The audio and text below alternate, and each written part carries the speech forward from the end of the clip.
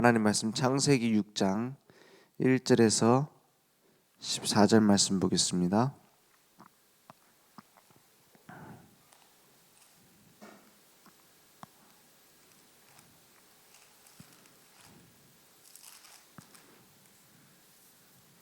창세기 6장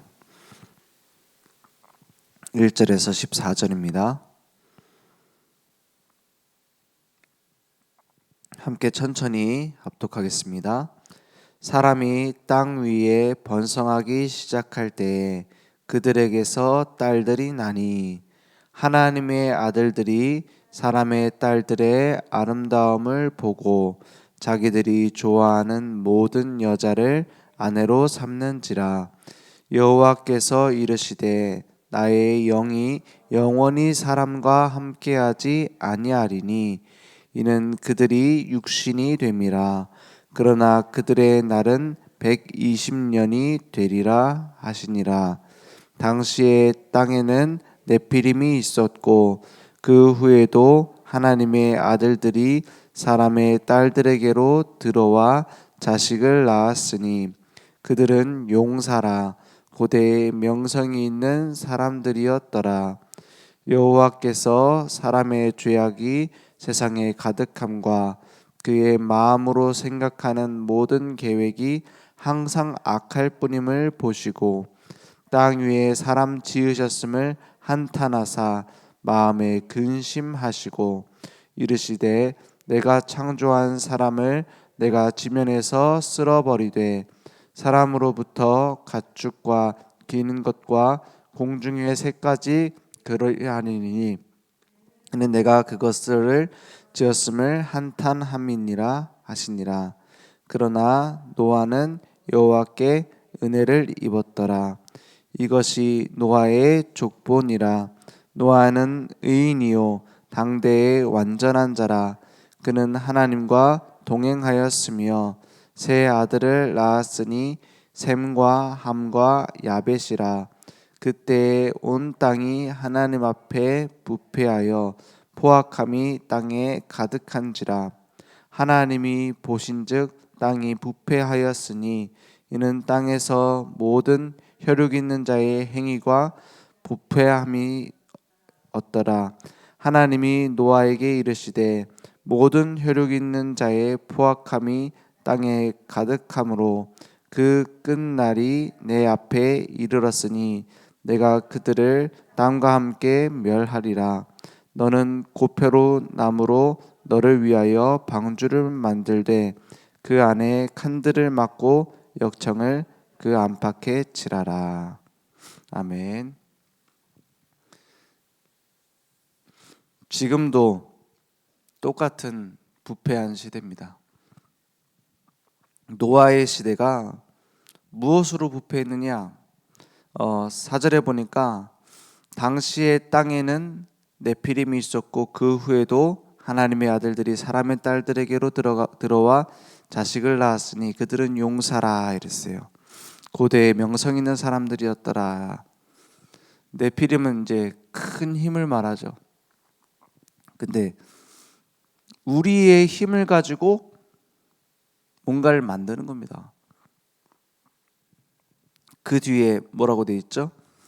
5절에 보니까 여호와께서 사람의 죄악이 세상에 가득함과 그의 마음으로 생각하는 모든 계획이 어떻게 해요?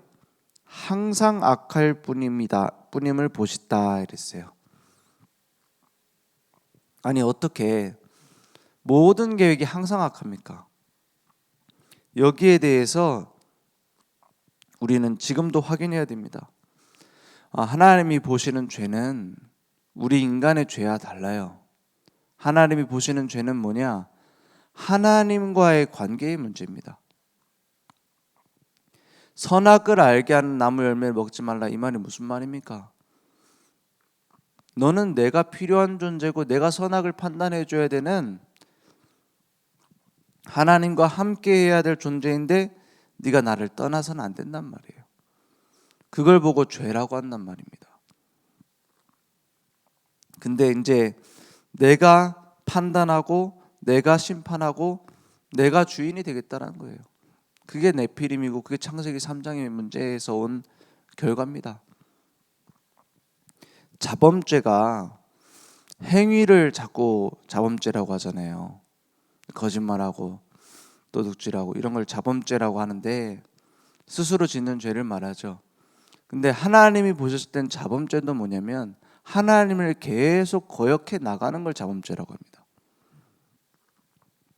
그래서 하나님이 용서하지 말라고 한 죄가 있어요. 반드시 멸해야 된다. 이거는 절대로 안 된다.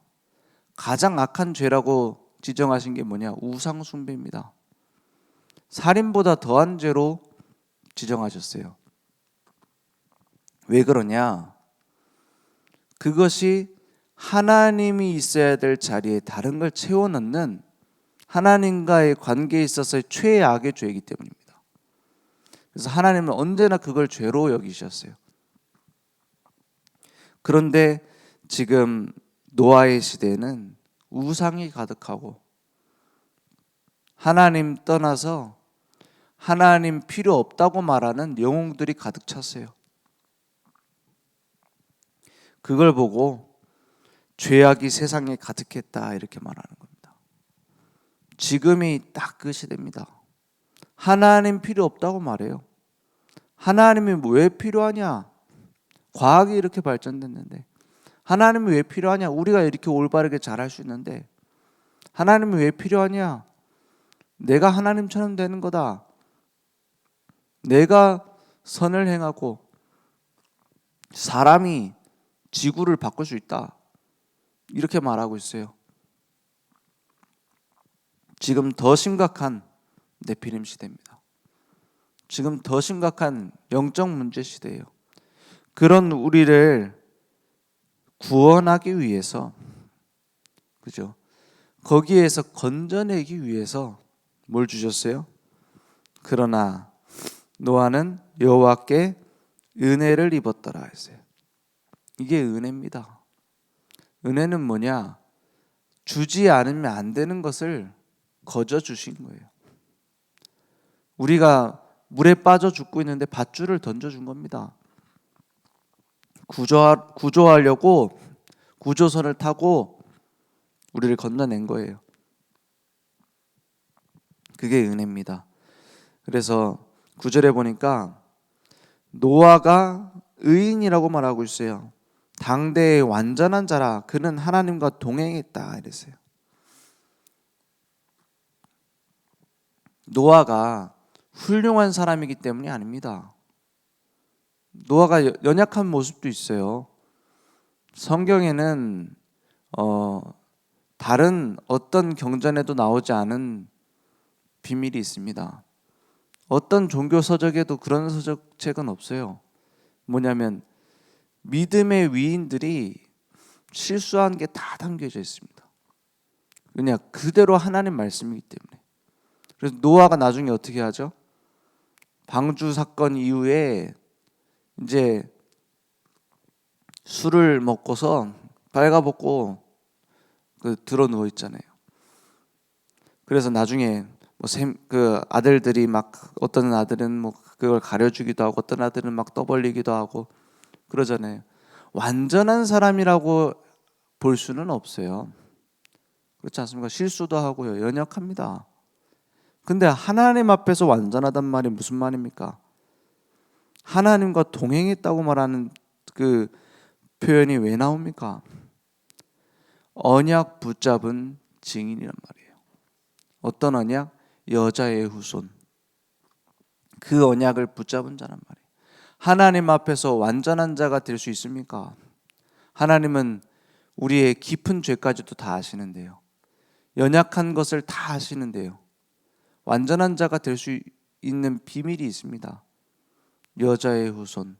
사단의 머리를 깨뜨리고 발꿈치를 상하게 될 것이라고 했던 그 여자의 후손.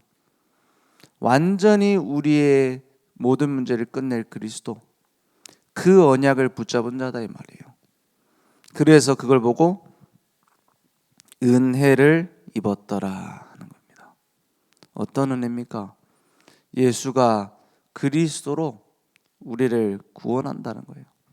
그 당시에는 노아 시대 때는 예수님이 이 땅에 오신 것이다, 그렇게는 몰랐습니다. 앞으로 여자의 후손 메시아가 온다, 그것만 알고 있었어요.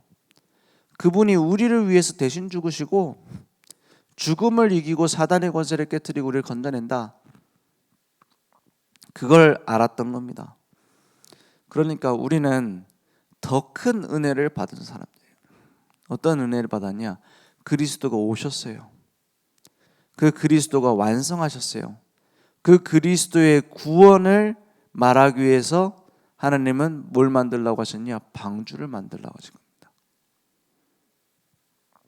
지금도 똑같습니다. 방주를 만드는데 어떤 방주예요? 고페르나무로 너를 위하여 방주를 만들라 했어요. 그 안에 칸들을 막고 역청을 그 안팎에 칠하라. 이게 뭘 얘기합니까? 죄악이 들어올 수 없는 완전한 그리스도, 모든 멸망을 막는, 재앙을 막는 완전한 그리스도입니다. 방주 안에 들어오면 삽니다. 방주 밖에 있으면 아무리 선행을 하고 아무리 훌륭해도 휩쓸려 가는 겁니다. 방주 안에 들어오면 못된 놈도 살아요. 그래서 방주는 지금 구원을 얘기하는 겁니다. 그리스도 안에 들어오기만 하면 살아요. 왜냐? 우리가 아직 죄인 되었을 때, 로마서 5장 8절에 뭐라고 말씀합니까? 우리가 아직 죄인 되었을 때 그리스도께서 우리를 위하여 죽으심으로 대신 죽으셨어요. 하나님께서 우리에 대한 자기의 사랑을 확증하셨느니라 했어요. 이게 은혜입니다. 우리가 훌륭해져서가 아니에요. 우리가 죄인 되었을 때, 10절에는 뭐라고 되어 있죠? 우리가 원수 되었을 때 이럽니다. 원수 되었을 때. 누구의 원수입니까? 우리가 누구의 원수 되었을 때예요? 하나님의 원수일 때입니다. 하나님이 우리를 원수로 여기셨다니까요, 구원받기 전에. 왜냐? 하나님은 죄가 없으세요. 그 속에 죄인과 함께 있을 수가 없어요. 그래서 죄를 보면 원수로 여기세요. 근데 그런 우리를 그의 아들의 죽으심으로 말미암아 하나님과 화목하게 되었다 했어요. 오늘 그리스도 안에 있는 은혜, 그 속에 들어오기만 하면 끝입니다. 지금도 많은 사람들은 이해 못해요. 왜 이해 못합니까? 눈에 보이는 것만 봐요. 육신적인 죄, 육신적인 해결, 이것만 위해서 교회가 열심히 한다니까요. 그리고 좀 성격이 좀 착해진 것 같으면은 변화됐다고 하고, 조금 사람의 행동이 바뀌면은 치유됐다고 하고, 이렇게 말합니다. 진짜 치유는 뭡니까? 우리 인생의 영적인 주인이 달라진 거예요. 그래서 행동도 달라질 수 있고, 조금 기다릴 수 있는 힘도 생기고, 이렇게 하는 것이지 결과로 오는 것이, 그게 구원이고 치유는 아닙니다. 구원은 뭡니까? 방주 안에 들어왔다는 거예요. 그걸로 끝입니다. 그 안에 들어와도 문제는 있을 수 있어요. 하지만 끝난 겁니다. 물고기가 물에 돌아와도 문제는 있을 수 있다니까요. 나무가 다시 땅에 뿌리를 내려도 하나님 떠나있던 인간이 하나님 떠나있던 인간이 하나님께 돌아와도 문제가 있다니까요. 그런데 그 문제가 오히려 더 강하게 만들어요. 나무가 생명 없는 나무를 밖에다 내놓으면, 막 이런 의자, 책상 이런 거 있잖아요. 밖에다 내놓으면 어떻게 됩니까? 햇빛 비추고 비 오면은 뒤틀어지고 막 뭡니까? 갈라지고 그래요. 나중엔 부서집니다. 생명이 있는 나무 작은 씨앗이라도 심겨지면 햇빛 비치고 비 오면 자라나요. 그 생명이라니까요. 자라나서 뭘 해요? 열매 맺어요. 태풍이 온다, 더 뿌리 내려요. 그게 생명입니다. 방주 안에 들어온 걸로 끝났어요. 그러면 그 방주는 곳곳에다가 만들어 놓고 사람들을 불러 모으는 겁니다. 내가 구원받은 이 은혜를 알고 곳곳에 말씀 운동을 펼치는 거예요. 이 말씀을 전달하는 거예요. 그러면 어떻게 됩니까?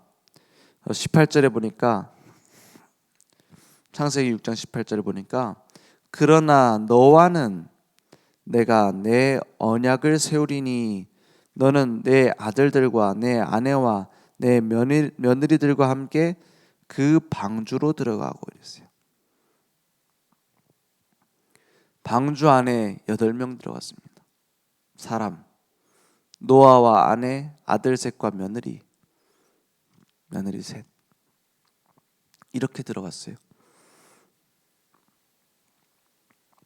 방주는 누굴 위해 만들었냐? 너를 위해, 너와 너의 가정을 위하여. 오늘 우리에게 문제 있다면 뭐 해야 되냐? 방주를 만들어요. 내 가정에 내 상황이 답답하다면 방주를 만들어요. 방주 뭘 얘기합니까? 구원의 소식을 전파할 말씀 운동을 펼쳐라. 그럼 문제 해결됩니까? 문제가 문제 아닌 게 보여요. 문제가 지나가 보니까는 알아서 하나님 처리해 버려요. 그 문제 해결을 위해서 기도할 필요 없습니다. 나중에 지나고 보면 해결되어 있다니까요. 뭘 따라가는데? 구원의 말씀을 증거하는 증인의 자리에 있는데, 그거 두고 기도할 필요도 없습니다. 막 문제 해결하려고 기도하잖아요. 그거 두고 기도할 필요도 없어요. 왜냐? 하나님이 더 잘 알아요. 그렇잖아요.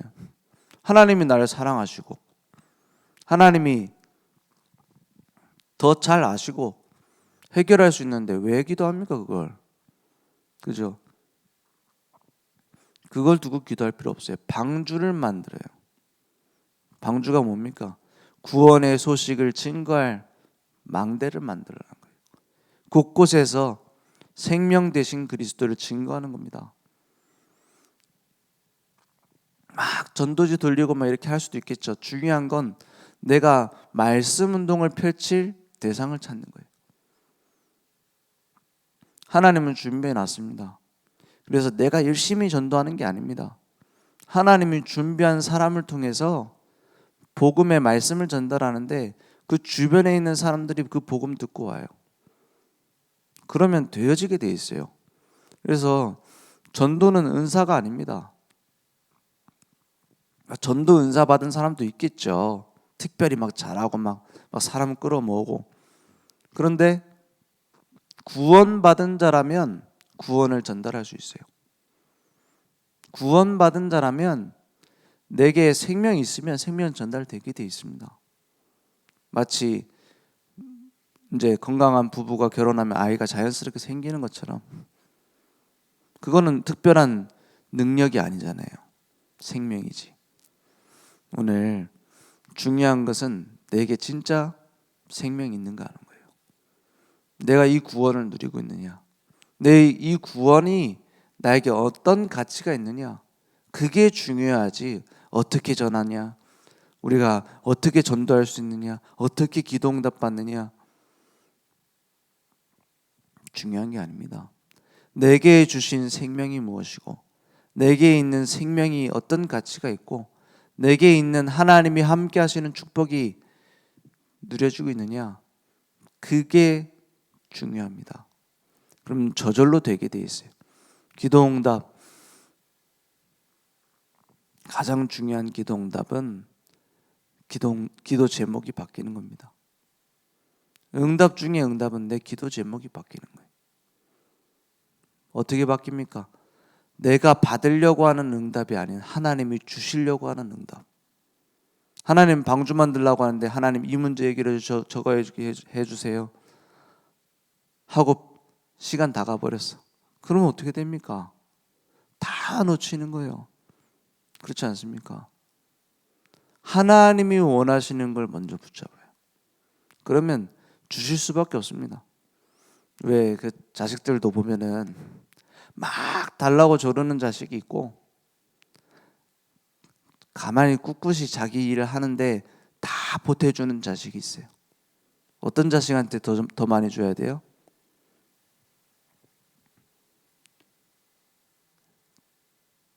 두 번째 자식이잖아요. 그죠? 회장이 기업을 물려줘야 되는데 맨날 마약하고 도박하고 사고치고 그러면서 아버지한테 이거 달라 저거 달라 하는 아들이 있어요. 근데 어떤 아들은 계속 아버지가 하는 사업을 제대로 하기 위해서 거기에 맞는 공부도 하고 거기에 맞는 준비를 해요. 누구한테 물려줘야 됩니까? 아들들을 똑같이 다 사랑한다고 쳤을 때 누구한테 줘야 돼요? 그거 첫째한테 주면 안 돼요. 그러면 그거 받아먹고 다 망합니다. 그렇잖아요. 그 두 번째한테 줘야 돼요. 왜냐? 그래야 그 망할 짓 하는 자식도 살아요. 그렇지 않겠습니까? 하나님도 똑같아요. 우리 구원받은 하나님의 자녀를 똑같이 사랑하시기 때문에 차별해요. 맞잖아요. 다 축복해버리면 안 된다니까요. 망할 길로 가는데 거기다가 막 열심히 가라고 부어줍니까? 안 돼요. 하나님이 원하시는 그 계획 이루는 데에다 방향 맞춘 자를 축복해야 된다니까요. 그죠? 그래서 오늘 곳곳에 방주를 지어라 했어요. 이번 주 강단 말씀에 세상을 살릴 망대를 세우자 했어요. 파수꾼이 졸고 있으면 다 죽습니다. 전도자가 전도에 방향 맞추지 않고 다른 것에 내 인생의 방향이 있다면 다 죽어요. 부활이요 생명이신 주님을 증거할 증인, 나를 그렇게 부르셨습니다. 나사로가 나흘 동안 시체가 돼가지고 썩은 내가 났다고 했어요. 그런 나사로를 어떻게 했죠?